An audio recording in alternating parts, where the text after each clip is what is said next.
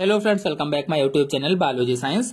आज हम आप लोगों को कोशिका की संरचना अर्थात स्ट्रक्चर ऑफ सेल के बारे में बताएंगे। तो चलिए शुरू करते हैं। दो चित्र आपके सामने दिखाए गए हैं। पहला वाला पादप कोशिका का है, दूसरा वाला जंतु कोशिका का है। दोनों के स्ट्रक्चर एक साथ समझेंगे। तो सबसे पहली जो लेयर है पादप कोशिका में कोशिका भित्ति की है, सेल वॉल की है, यानी सभी पादप कोशिकाओं के चारों तरफ निर्जीव पदार्थ की बनी एक परत पाई जाती है जिसे कोशिका भित्ति कहा जाता है। कोशिका भित्ति किस चीज की बनी होती है? निर्जीव पदार्थ की। और कौन से पदार्थ की? तो सेल्यूलोज की बनी होती है। कोशिका भित्ति बहुत सारे एग्जाम में पूछा जाता है किस पदार्थ की बनी होती है, तो बताएंगे सेल्यूलोज की बनी होती है। और कोशिका भित्ति अथवा सेल वॉल केवल प्लांट सेल में पाई जाती है, केवल पादप कोशिकाओं में होती है। जंतु कोशिका अथवा एनिमल सेल में कोशिका भित्ति अथवा सेल वॉल नहीं पाई जाती है। अगर इसके कार्य की बात की जाए तो इसका कार्य कोशिका को निश्चित आकार व दृढ़ता प्रदान करना होता है। निश्चित आकार और दृढ़ता यानी कठोरता प्रदान करना होता है। अधिक जानकारी के लिए आप मेरे चैनल से कोशिका भित्ति वाला वीडियो देख लीजिए। और इसी में अंदर की तरफ अगर देखा जाए, इसी कोशिका भित्ति में अंदर की तरफ अगर इस लेयर को देखा जाए तो यह लेयर क्या होती है? इसे कोशिका कला कहते हैं, या कह लीजिए कि प्लाज्मा झिल्ली कहते हैं। यानी कोशिका कला मतलब सेल मेम्ब्रेन, प्लाज्मा झिल्ली यानी प्लाज्मा मेम्ब्रेन कहा जाता है, जो ये अंदर वाली है। और कोशिका के अंदर ये पूरा जो देख रहे हैं आप, ये पूरा जीवद्रव्य अथवा प्रोटोप्लाज्म कहलाता है। इसे जीवद्रव्य अथवा प्रोटोप्लाज्म कहते हैं। और इस जीवद्रव्य अथवा प्रोटोप्लाज्म को दो भागों में बांटा गया है। दो, पहला साइटोप्लाज्म यानी कोशिका द्रव्य में, और दूसरा केंद्रक में। पहला कौन सा है? कोशिका द्रव्य में बांटा गया। दूसरा ये जो केंद्रक बीच में है। सभी कोशिकाओं में सजीव कोलाइडी पदार्थ को जीवद्रव्य या प्रोटोप्लाज्म कहते हैं। जो सजीव कोलाइडी पदार्थ होता है उसे ही जीवद्रव्य या प्रोटोप्लाज्म कहा जाता है। हक्सले के अनुसार, वैज्ञानिक हक्सले के अनुसार जीवद्रव्य जीवन का भौतिक आधार है। ये किसने कहा? हक्सले ने कहा था कि फिजिकल बेसिस ऑफ लाइफ। किसने कहा था? हक्सले ने। और डुजार्डिन वैज्ञानिक थे, डुजार्डिन ने इसे सारकोड नाम दिया था। किसको? जीवद्रव्य को इन्होंने कहा सारकोड है। और जीवद्रव्य जीवन का भौतिक आधार किसने कहा? तो हक्सले ने कहा था। और जो पुरकिंजे थे, पुरकिंजे ने इसको प्रोटोप्लाज्म कहा था। प्रोटोप्लाज्म। इसी कोशिका द्रव्य में कोशिका के बहुत से अंगक पाए जाते हैं। आप देख भी रहे हैं कोशिका द्रव्य में बहुत सारे कोशिका के अंगक फैले हुए हैं, या कह लीजिए कि उसी में टहलते रहते हैं इधर उधर, यानी सेल ऑर्गेनेल्स पाए जाते हैं। अंगक यानी इसी में सेल ऑर्गेनेल्स होते हैं। ये जो बड़ी बड़ी सी संरचनाएं आप देख रहे हैं, ये संरचनाएं रिक्तिकाएं कहलाती हैं। इनको क्या कहते हैं? रसधानी अथवा रिक्तिका कहा जाता है। अंग्रेजी की बात करें तो अंग्रेजी में इसे वैक्यूल कहा जाता है, वैक्यूल। और इसके अंदर रिक्तिका द्रव भरा रहता है, या कह लीजिए कि कोशिका रस भरा रहता है। और इसके चारों तरफ वाली ये जो लेयर है, इस लेयर को टोनोप्लास्ट कहा जाता है। इसके चारों तरफ जो लेयर बनी हुई है, परत है, इसे टोनोप्लास्ट अथवा रिक्तिका कला कहते हैं। और रिक्तिका कोशिका को स्फीति प्रदान करती है। जो रिक्तिका होती है, जो वैक्यूल होती है, ये कोशिका को स्फीति प्रदान करती है। जंतु कोशिकाओं में ये नहीं होती हैं, या फिर बहुत छोटी छोटी होती हैं। यानी जंतु कोशिकाओं में या तो होंगी नहीं, या होंगी भी तो बहुत छोटी छोटी सी रिक्तिकाएं पाई जाती हैं। ये जो आप संरचनाएं देख रहे हैं, ये अंतःप्रदब्बी जालिका कहलाती हैं। अंग्रेजी की बात करें तो एंडोप्लाज्मिक रेटिकुलम कहलाते हैं। और इनकी खोज के.आर. पोर्टर ने की थी। यानी इनकी खोज किसने की? एंडोप्लाज्मिक रेटिकुलम की तो के.आर. पोर्टर ने की थी। और ये दो तरह की आपको दिख रही हैं। यहाँ पर देखिए कुछ इन पर बिंदु जैसे दिख रहे हैं, और जो बिंदु जैसी दिख रही हैं इन्हें क्या कहा जाता है? खुरदरी अंतःप्रदब्बी जालिका। और कुछ पर बिंदु जैसे नहीं दिख रहे हैं, बिल्कुल चिकनी है, इन्हें चिकनी अंतःप्रदब्बी जालिका कहा जाता है।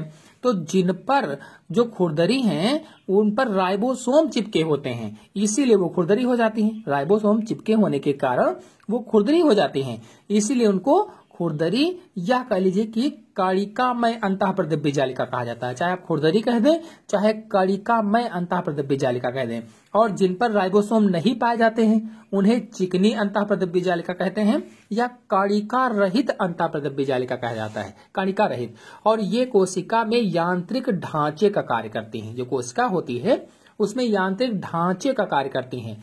इनमें जो नलिकाएं होती हैं, इनके अंदर जो नलिकाएं होती हैं उनसे कोशिका के अंदर पदार्थों का एक स्थान से दूसरे स्थान पर आदान प्रदान होता रहता है। यानी पदार्थ इन्हीं नलिकाओं से एक स्थान से दूसरे स्थान पर जाते रहते हैं। और भी बहुत सारे कार्य करती है ये। पूरी जानकारी के लिए आप मेरे चैनल से एंडोप्लाज्मिक रेटिकुलम का वीडियो देख लीजिए। ये जो संरचनाएं आप देख रहे हैं इन्हें गोल्जी काय कहा जाता है और इनकी खोज कैमिलो गोल्जी ने की थी। उन्हीं के नाम पर इसका नाम हो गया गोल्जी काय। कैमिलो गोल्जी ने खोज की तो उन्होंने अपने नाम पर इसको लिख दिया गोल्जी काय। काय माने शरीर, काया, और गोल्जी उनका नाम था तो गोल्जी काय हो गया। और इसे गोल्जी कॉम्प्लेक्स भी कहा जाता है।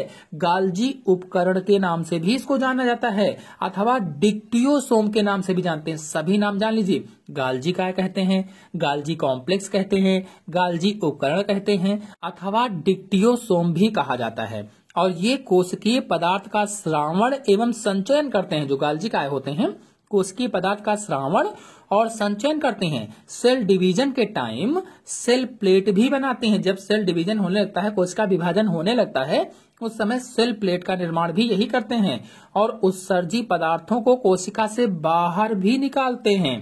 और ये लाइसोसोम ये केवल जंतु कोशिकाओं में पाए जाते हैं। जो लाइसोसोम ये वाले हैं ये केवल जंतु कोशिकाओं में पाए जाते हैं, पादप में नहीं होते हैं। या कहिए कि पौधों में कुछ विशेष प्रकार की कोशिकाओं में ही पाए जाते हैं, बाकी सभी जंतु कोशिकाओं में पाए जाते हैं। हिंदी में इन्हें लयनकाय बोला जाता है। लाइसोसोम को हिंदी में लयनकाय बोला जाता है।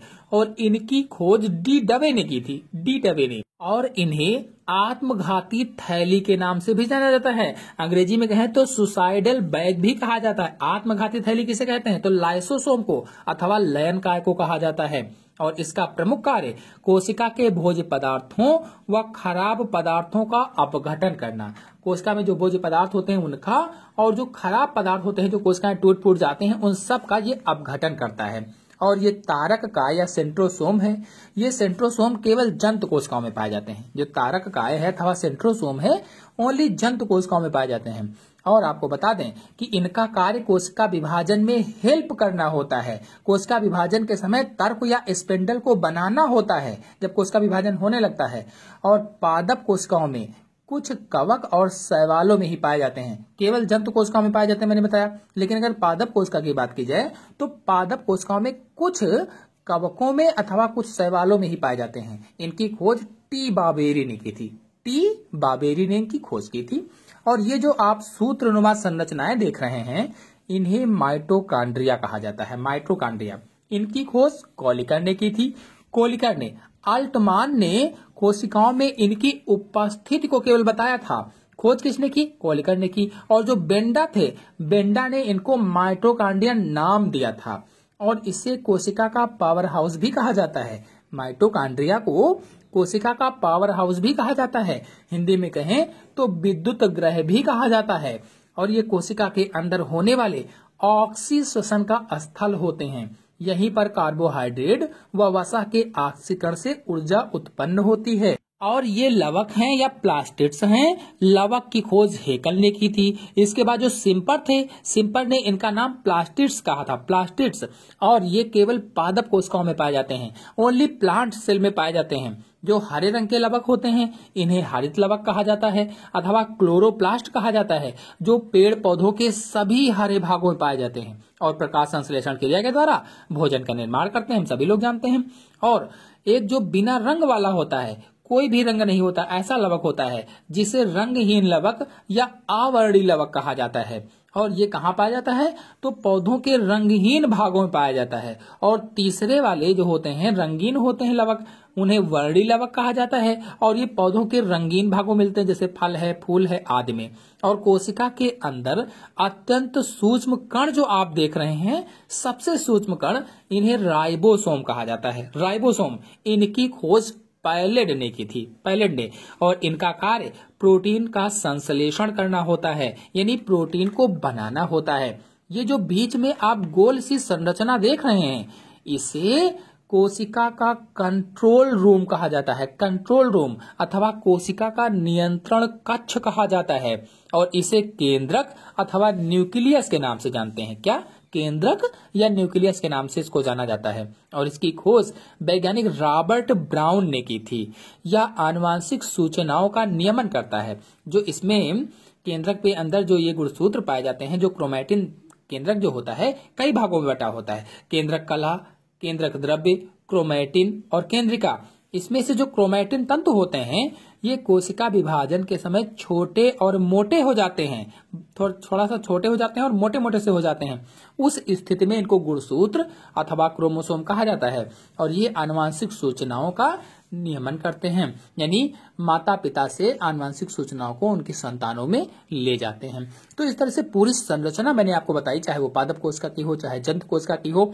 आशा है आप सभी लोगों को पादप कोशिका और जंतु कोशिका की संरचना अच्छी तरह से समझ में आ गई होगी। तो आज के अंक में इतना ही। अगले अंक की जानकारी के लिए मेरे चैनल को सब्सक्राइब कर लीजिए। धन्यवाद।